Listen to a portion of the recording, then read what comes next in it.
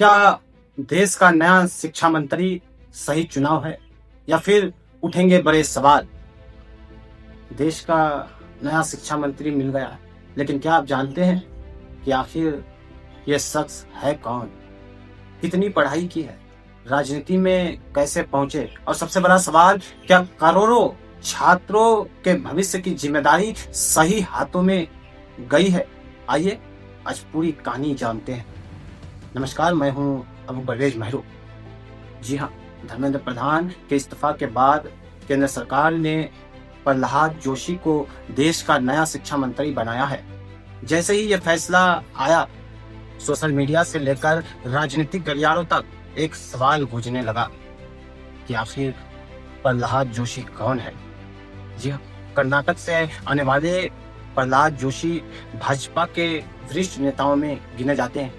वह कई बार लोकसभा सांसद चुने जा चुके हैं। इससे पहले वह सांसदीय कार्य, कोयला खान, उपभोक्ता मामले और नवीन एवं नवीकरणीय ऊर्जा जैसे बड़े मंत्रालय संभाल चुके हैं।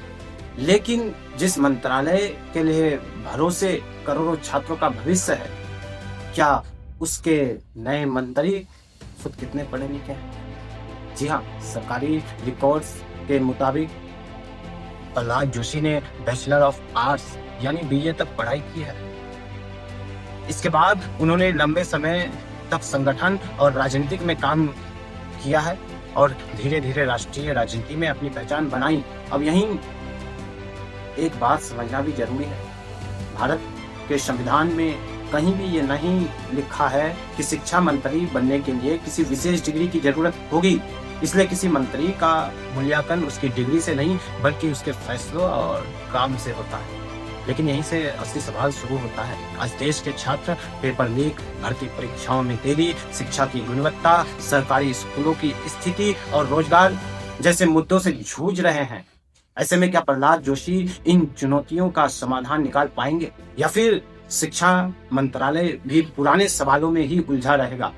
खुद प्रहलाद जोशी ने पद संभालने के बाद कहा कि यह मेरे लिए नया विषय है, मैं पहले मंत्रालय को समझूंगा। अब नजर उनके बयानों पर नहीं बल्कि उनके फैसलों पर होगी।